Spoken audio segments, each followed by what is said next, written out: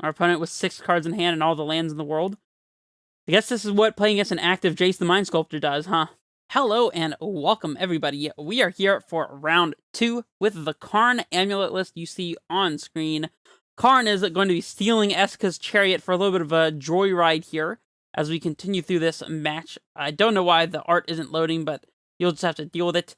If you are interested in some of the card choices for this list, the originator of this list, the idea behind this list, all of that stuff, you'll find it in match 1, where I go over in detail the deck list choices, and I will not be going over that here. So let's just jump straight into match 2 here. Alright, let's hop in here for the match. Got a turn 1 Amulet kind of hand. We also have Vestige for a little bit of extra ramp here without going down a land in play, which is nice. We need to find any kind of 3-mana ramp spell / Summoner's Pact might work as well. I think Summoner's Pact would put us a little further away from casting Titan than we would like. That would probably be a turn 4 Titan. Playing against a Flooded Strand deck is kind of interesting. I don't know if taking the life from this turn timber is going to matter. I would assume our opponent's on something more controlling. In which case, I don't feel bad of running out just the Crumbling Vestige here to get this Amulet in play on 1, of course. Want to play underneath a Mana Leak, quite potentially. Our opponent is fetching Flooded Strand, huh? I guess they've put us on Amulet from the turn 1 Crumbling Vestige. We do, in fact, see a Hallowed Fountain on our opponent's side of the table. So, quite likely this is some sort of blue-white control deck. Well, in this matchup, our Karn, the great creators, should shine. Maybe we get to see some Chariot action. Esika better raise the alarms. I'm sensing some stealing of chariots to be done. Well, we can either expose a bounce land, use this Bojuka Bog early, or put Turn Timber into play.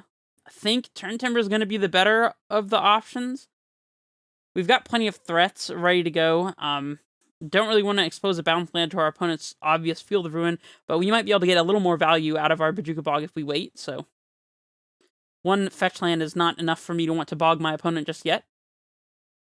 They haven't fired off field just yet either, so that's interesting. There's our Karn. Well, I mean, we're going to play this before we give our opponent the ability to Cryptic Command. We'll see if they Field Ruin here in response to the trigger. Looks like they are. Interesting choice by them. I doubt they're playing around Karn specifically. This doesn't stop us from playing like a 3-drop of some sort, but I guess they're not worried about that. Well, we'll just do it again next turn, I suppose. Do we pick up the Turn Timber? I don't see why not. It might prevent us from having to pick up another land in the future, or having to use a bounce land to pick up our Turn Timber in the future is what I was trying to say. We might just slam Karn this upcoming turn. It depends on how we feel. See if our opponent does something here. They very well might. Alright, so they play a Jace. Let's just hope they don't have Force of Negation, and maybe our Karn can go toe-to-toe with our opponent's Jace. We'll see.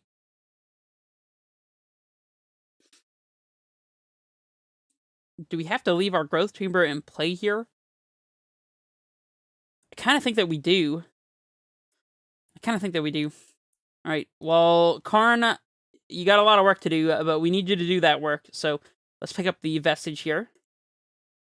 Get this. Not Titan. It's not time for you yet. Karn. No force, no force, no force. No force. Alright, do we want to minus immediately? We can get Golos. We could get the Chariot. I think the Chariot is going to be the best option. We can play Golos this upcoming turn by using Vestige, which doesn't seem that bad. I guess we'd rather our opponent counter a Chariot, though. I guess Liquid Metal Coating would allow us to stop our opponent from brainstorming during their turn. Not the worst. We're not going to have double spell this upcoming turn with the coding anyways, though, so... We might be plussing Karn anyways next turn, though. I'm going to get the Chariot, I think. Forces our opponent to answer it. Otherwise, we get to clock our opponent's Jace. Uses our mana efficiently. We do have to discard, which is pretty awkward. Probably just the Turn Timber. Sure. I don't mind that. And this is why leaving the bounce land in play was a good option for us, as now we can do things like cast Chariot this upcoming turn and not have to use Crumbling Vestige or use and pick up Growth Chamber again. Our opponent is zeroing with Jace. Okay. We might be plussing on our amulet just to get in for the point of damage. It seems kind of useless, but, I mean, we're going to be plussing Karn regardless. Well, tell you what, though, now that we've drawn Explorer, we can cast Explorer and the Liquid Metal Coating. But we would lose our Karn to Snapcaster Mage in the process, so I don't think we really are interested in that. Don't think we need to Bog just yet, so I'm just going to play out the land here and cast Chariot.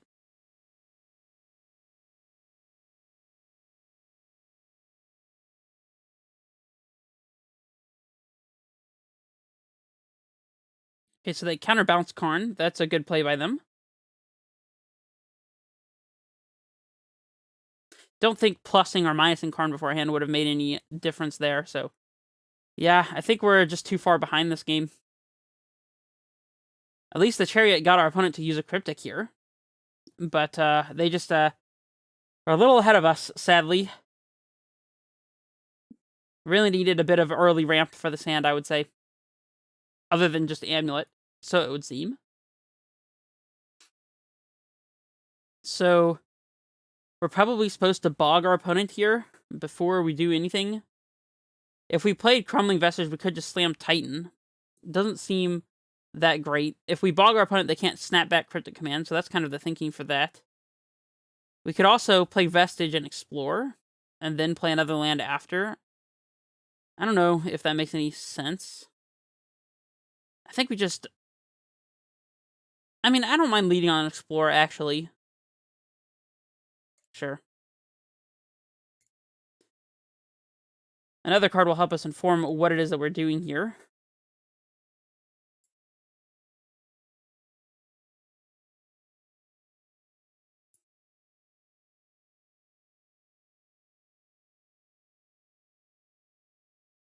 Our opponent opts.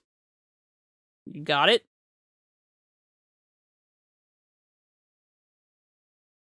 Spell Snare. You got that also. Well, I mean, now we're just slamming Karn into Cryptic, but I think we have to, so... Here goes Karn. See the Force or the Cryptic or whatever it's going to be. Mana Leak, okay. We had to play through that anyways. We can cast Titan this upcoming turn. Maybe haste and kill Jace if our opponent doesn't have Path or interaction for our Titan. I mean, it's not great for us, but it's probably correct to Bog here just to make sure our opponent can't Snapcaster us. It's very tempting to play Telarius, so we have the blue in play to transmute Telarius going down the line, but I think we just have to do everything we can to make sure that this Titan resolves. They gain control of our amulet. Ugh, that's kind of backbreaking here. Castle Garenbrig fixes that. That's very nice. Let's see. I don't think... I guess we could get Vesuva, copy Crumbling Vestige, Photo Blue, play... Vesuva and a bounce land, pick up the Crumbling Vestige, play it, and that would give us enough mana to transmute Telarius after all of this. I don't know if that's what we want to do, though. We don't know for sure our Titan is resolving anyway, so let's just go ahead and cast this, and then if we want to transmute Telarius, that might be a good choice. Our opponent has the counter magic. Yeah, not much we can do about that. Well, we'll just pass it back. Our opponent's finding all the answers they need to with their brainstorms. Well, not much we can do about that.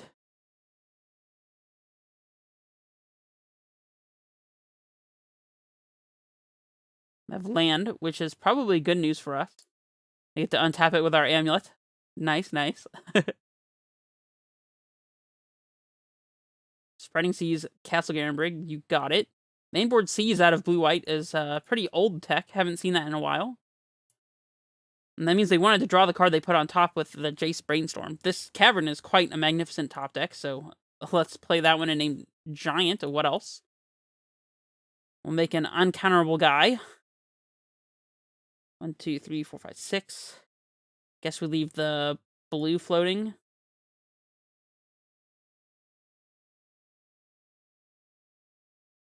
Can't be countered. Not this one. And I don't know what we would even be transmuting Azorius for here anyways, so they're drawing 2 cards in response. Interesting. I mean, we'll search. We already have another Titan backup, so maybe it's right to just go ahead and get Garrison and something else. A blue source to transmute Azorius doesn't seem bad. Maybe just another Azorius. Sure. And here we'll pick up... I guess we kind of want access to a bounce land here in order to actually transmute to West, but... Now let's just pick up the castle for now.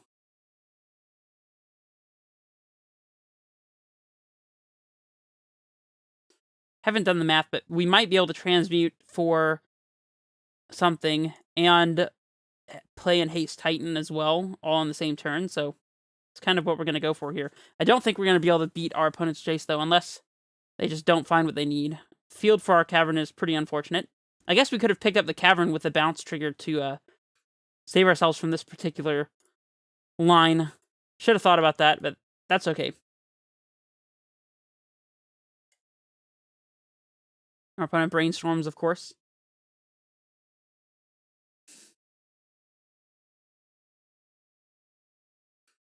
Out of 4 cards, they almost certainly have a way to answer our Titan. But we gotta try, I guess. I think our only option is for our opponent not to be able to answer our Titan. Yeah, so let's just go for it, I guess. Leaving the blue floating. So we can transmute for Summoner's Pact if this doesn't resolve.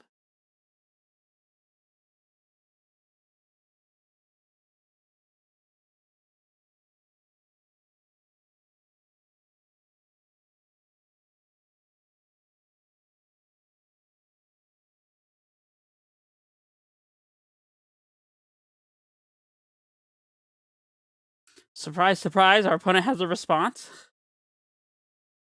Yeah. I mean, we'll transmute.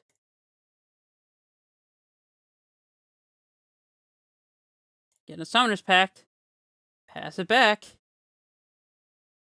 Yeah, I think it's pretty clear that we've lost this game, so... We'll give it one more shot, and then we'll scoop it up. I think definitely protecting the Cavern Souls would have been an avenue to actually winning this game. I was too concerned on getting the value out of making our opponent's Spreading Seas leave play. Wasn't thinking about the important things like not letting our Cavern get wasted.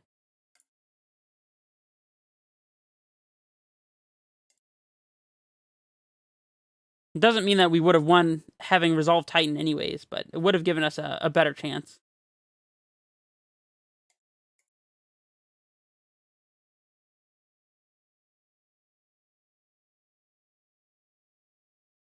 Our opponent with 6 cards in hand and all the lands in the world. I guess this is what playing against an active Jace the Mind Sculptor does, huh?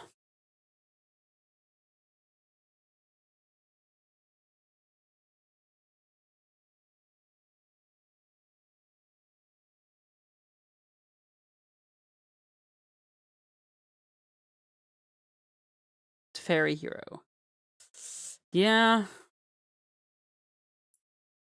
Alright, we're just gonna... We might need to instep this Summoner's Pact so we make our opponent tap out for a Force Negation if they have it. So... I canceled the yields. I'll yield the next instep next time we get priority, and we'll cast a Summoner's Pact on our opponent's instep here. We could pay 4... and still have 1, 2, 3, 4, 5, 6. 1, 2, 3, 4, 5, 6. So land for turn lets us... No, it doesn't let us haste.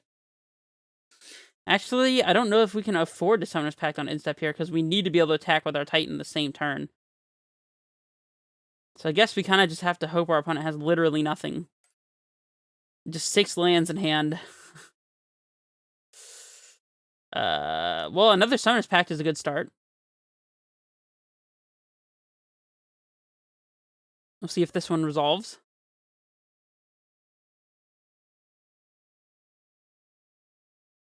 Shadow of Doubt. Okay, well, kind of getting wrecked here. We got a pact in response to this. This is the turn.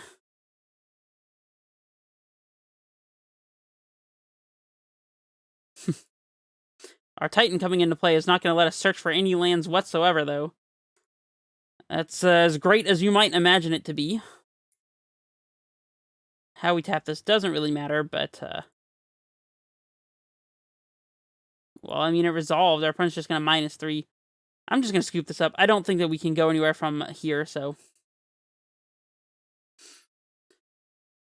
okay, that was horrible. I think we bring in the Baloth.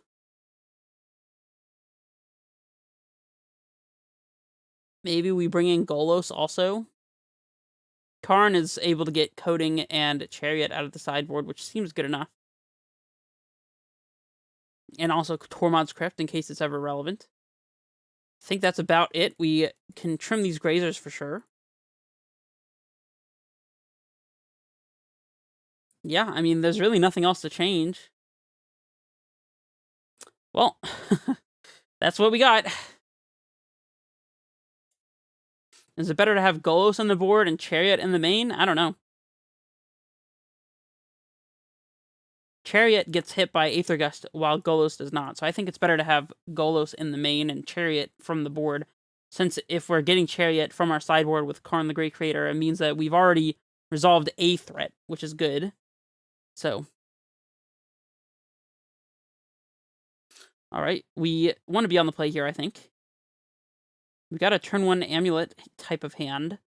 We've got all the lands we need, so I think we're supposed to keep this. We have a threat, although Baloth is not, like, the strongest threat, but it's still a threat nonetheless. Opponent mulligans to 6.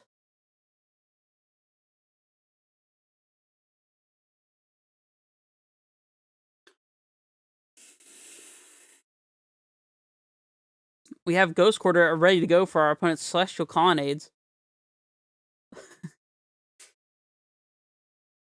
Maybe we get to Vesuva copying a Celestial Colonnade at some point in time in this match. We'll see. Clock our opponent with a Colonnade that we should never have had. That seems like it could be a fun thing to do.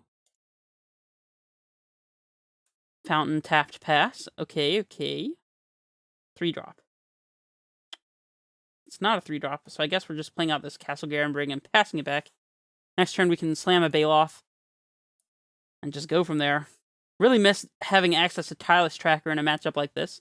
It's one of the things you lose by playing a huge Karn board is you don't have all the things you might want in your sideboard otherwise. So we could lead on the Dryad here and hope it resolves and then try to play Baloth. I guess we can't play Baloth after. So the question is, which would we more likely rather get countered? And I think that is pretty obviously the Baloth. So let's play out this Growth Chamber. And I think we're just going to slam the Baloth this turn. Going late Dryad lets us ramp into Titan and gets us Valka triggers, whereas Baloth is basically just a 4/4, so it might not even be worth countering here if they have a counterspell. They don't. So if they had the counterspell, they didn't use it. Oft. I don't know, I mean, maybe a turn 3 Baloth goes the distance if they can't ever find the answer to it. They path the Baloth. I mean, that's probably good for us. It would be a lot better for us if we had anything other than lands and 1 Dryad in hand. You know, if a couple of these were a relevant card, that would be a little bit better for us, but regardless. We can play around a Mana Leak by playing Gruul Turf out here. Or even just Vesuva copying the Growth Chamber, because then if our opponent... I guess there's no reason not to just play the Gruul Turf, right? I'm gonna go with the Gruul Turf. Importantly, we can't activate Castle Garenbrig here to play around Mana Leak and still leave a mana open, because that is just not how Mana Leak works. You don't pay for the Dryad, you pay for the Mana Leak ability, and that is not a ability of a creature. So we have to leave 3 actual mana up and not 3 Garenbrig mana, because it says that it can only be used to pay for creature spells or activating abilities of creatures. So you can't pay for a mana leak because that's not a creature spell. I learned that one, I wouldn't say super recently, but it doesn't come up that much.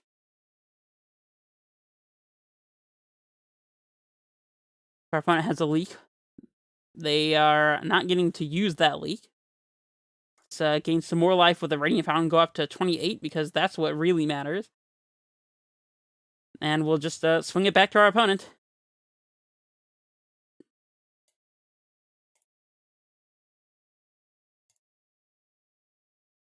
See if they snap path us. Yep. That's what it felt like.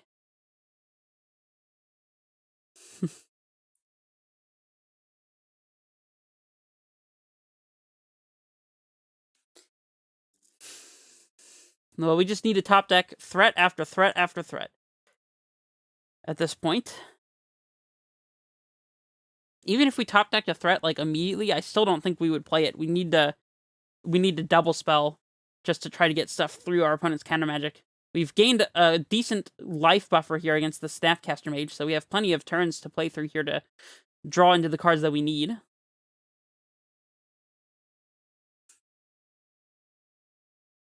Explore. I don't think we play that. We'll just play out the Ghost Quarter and pass. Don't want to give our opponent the window of opportunity to, like, spell Snare Explore or something.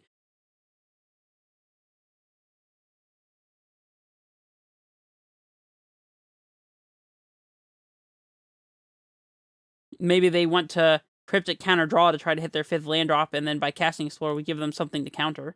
Not sure that they would do that, but I don't know, maybe they would. They probably would not.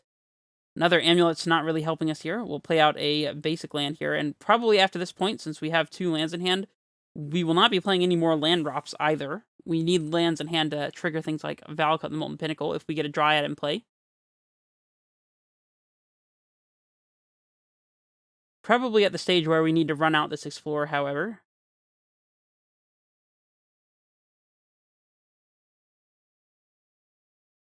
Yeah, I mean, we'll play it, see what happens. Our opponent probably can't counter this in the fear that we have something to follow it up with. Like another Explorer. Don't you fear the almighty 2nd copy of Explorer? It's extremely scary. Alright, we did find a Titan. Still not interested in playing it. I might, however, be interested in playing an Amulet. So let's do that. Just so our opponent can't, I guess, steal an Amulet with Archmage's Charm, even though that would probably not be better for us than them just drawing 2 cards. We would probably prefer them to steal the Amulet rather than draw 2 cards with an Archmage's Charm, is what I'm trying to say. Field of Ruin. You got it.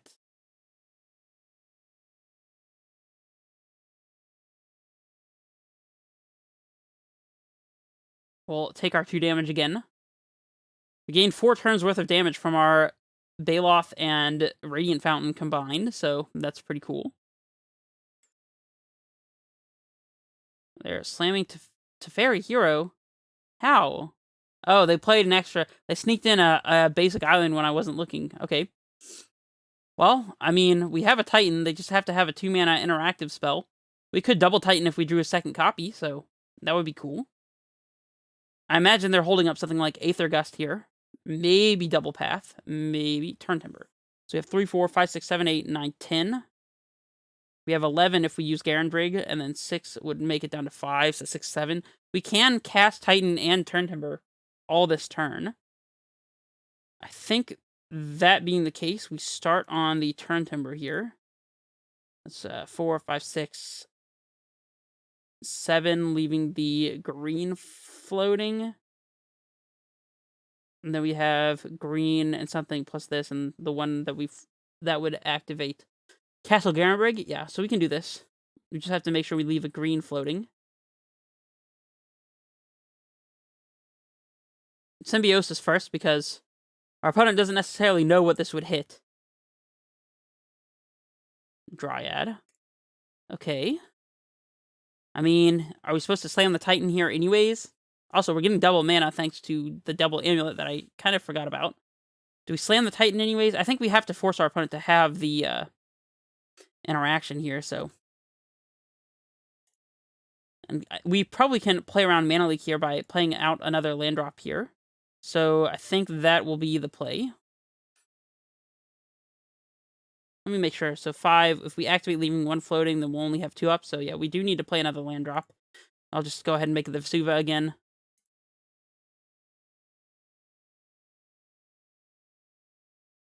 Alright, our opponent has to have the Aether Gust. Which they very well might. That wouldn't be crazy. Let's see, can we just use what we floated? Use 6 of this and leave 2 floating, and that would let us play around Mana Leak. I think I'm going to activate Garen Brig regardless. Just to float the maximum amount of mana here. It might be relevant. You never know. Alright, our Titan resolved. Interesting. So, Shadow of Doubt. Okay. Sure. I mean, if our opponent has a Supreme Verdict, then we're in really, really bad shape, but... Do we want to Ghost Quarter our opponent's Field of Ruin right now? That could hit a Valakut, potentially, or a Cavern. Nah, I think we're good. Not for the time being. Our opponent draws with Teferi. See if they have the verdict. What's the verdict, opponent? You have the verdict?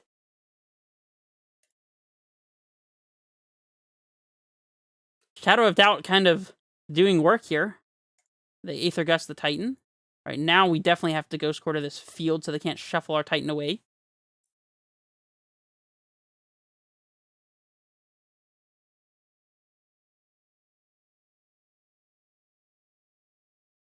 And they're going to go ahead and field, I guess, the Growth Chamber just to try to cut us off mana, perhaps. If they're paying for Field of Ruin, I think we're pretty happy with that, in all honesty. If they're floating the mana, that makes a lot more sense to me. This way our opponent can hold up something like Cryptic Command.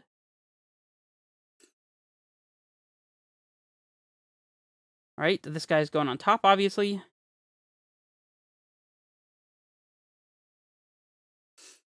Do we just have to slam it into our opponent's mana? Maybe, maybe not. I guess our opponent does still get to untap too with the Teferi as well, so... Well, I mean, I think we're like just 100% slamming Titan into our opponent's 3 mana. It's obviously an Archmage's Charm or something like that, but there's just nothing we can do about that.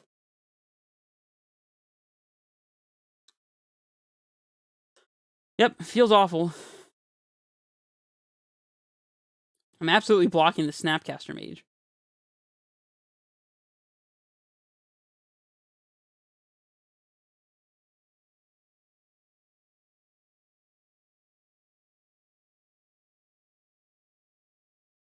They're pathing. Well, we don't search because we have Titan on top. Our opponent has exactly 2 mana. It has to be another Gust, or I guess a Shadow of Doubt would be pretty annoying as well, but... Oh, we're drawing Tolari West. I guess they bottomed with the Jace. Well, luckily we have this Misty Rainforest to fetch for our 1-of Breeding Pool to make enough blue to transmute, so that's pretty cool.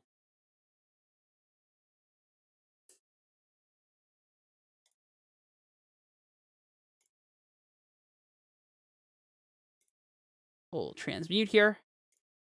If our opponent has the force for our Summoner's Pact, then that'll just be unfortunate, but it's now or never, and I'm making it now. Alright, Titan in hand. We'll leave a red floating here, and we'll cast Primeval Titan off of our Garen Brig. And I think we just have to play into our opponent having another path in their hand, unfortunately. Resolve this guy. Nice, nice.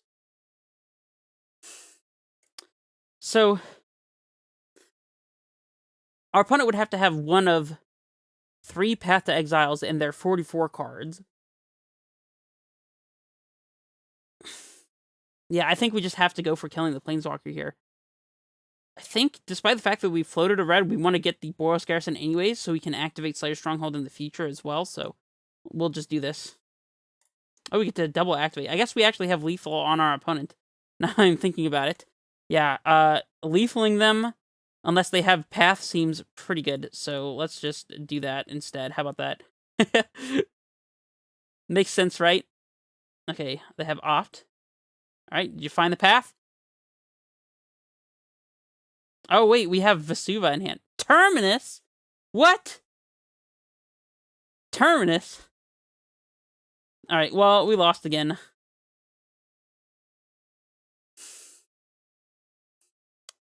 Definitely didn't expect that one.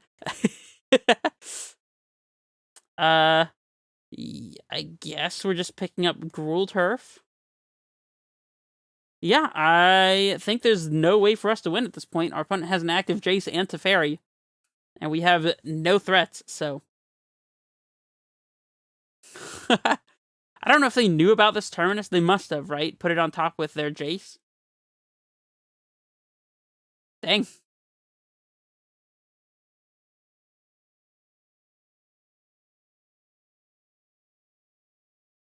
I think that still probably going for the haste and attacking there is just the right play.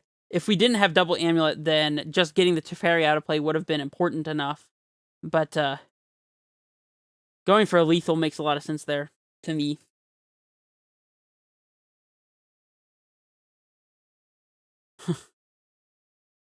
Yeah, I think we're just going to scoop this up. It's probably not worth our time to continue playing this out against these two active Planeswalkers, so... Sucks, but... Gotta do what you gotta do. Well, we are currently 0-2 with this Karn list, which is... I don't know if that's a fault of myself or the deck or just variance. The control matchup that we just played felt kind of rough.